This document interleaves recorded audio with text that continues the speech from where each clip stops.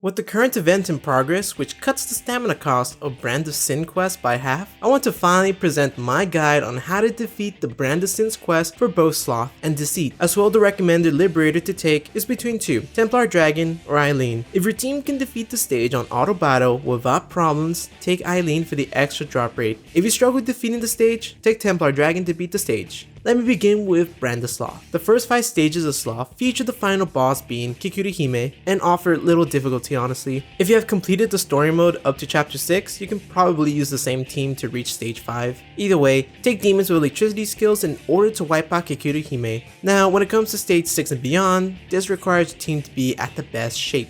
That means with well thought out inheritable skills, awakened demons, and strong brands obtained from the previous stages. Trumpeter leads as the boss for these quests up to stage 9 and is very annoying to defeat. Because of the status ailments inflicted by Apocalypse, Caesar's Mute, and Mamara Carrion, and its minions using charming skills too, it is mandatory to equip ward brands in order to have auto barrier for 3 turns. This will prevent you from being inflicted by ailments until those 3 turns are up. If you struggle killing Trumpeter within those 3 turns before the auto barrier goes down, then take a demon with the barrier skill like Kinmamon to continue nullifying those annoying status ailments. From there, fill out your team with a physical attacker to hurl strong physical attacks at Trumpeter and demons that resist the minions' attacks, which are Force and Fire. The previous stages also feature light skills, so demons like Horus, Sandalphon, and Beelzebub are very good in these stages. Make sure to equip your best brands that increase their stats. Divine brands, which are obtained from Aura Gate, are also very great in these stages to increase your mana gain to continuously dish out attacks and put up barrier if you're using Kinmamon. Once you pass stage 9, it is time to face Lucifer at stage 10. With Lucifer, you have a weakness to exploit, which is light. Therefore, assemble your team to wipe out Lucifer as fast as possible. Because the demons will try to inflict ailments, it is mandatory again to take ward brands. Unlike Trumpeter, take demons that will exploit the light weakness, such as Sleipnir, Horus, and Sandalphon. Other great magical attackers like Loki and Anubis can be inserted, but make sure to add Hama skills as Loki lacks them and Anubis only has Judgment Light and is never good to rely on RNG. Focus on brands to increase your magical attack as much as possible.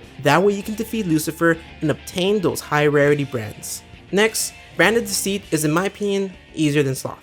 All the final bosses for these stages are by themselves, which means creating your team will be easier. Wukong leads the first 5 stages and packs only physical attacks. If you take 2 Osei or Berserker that nullify physical attacks, you will not have to worry about losing to Wukong. Wukong is also weak to electricity and dark, so take demons with those skills to completely annihilate it. For stages 6 through 9, Vishnu leads the last stage. Vishnu is a bit troublesome in the sense that it has so much resistances with drain fire and ice, no light and dark, and repel electricity. Therefore, take strong physical attacks because at least it doesn't resist that. Vishnu packs light, electricity, and ice skills. Definitely take demons like Sandalphon, Beelzebub, Anubis, Tsukuyomi as long as it has resist physical in it, and any other demons that block out these attacks. Make sure to include Force skills if your magical attacker lacks it, as that's the only way you'll be dealing damage to it. For stage 10, Metatron can at least be dealt damage to with the exception of light. Because the battle speed is a lot higher than stage 10, I recommend a strong speedster that is built like Fenrir, or demons that can activate Makara shift like Purple Beelzebub.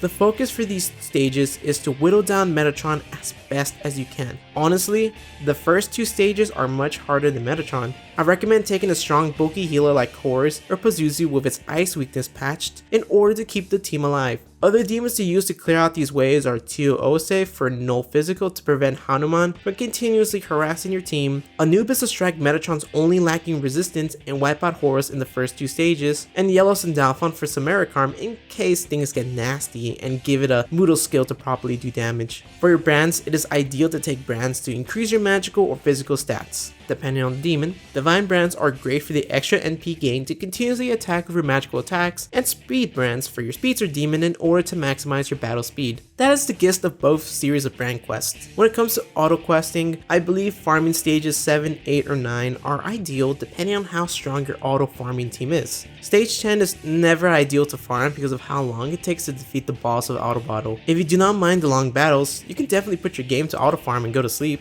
However, farming any stage from 7 through 9 is good enough to obtain those strong bands to buff your teams. Your auto farm team can be the same, just make sure to test it out and tweak whatever problems you see when it auto battles. If you have any further questions, definitely let me know down below in the comments. As well, send me your team over on Twitter to participate in my new upcoming video series Rate My Team. Finally, as always, stay salty.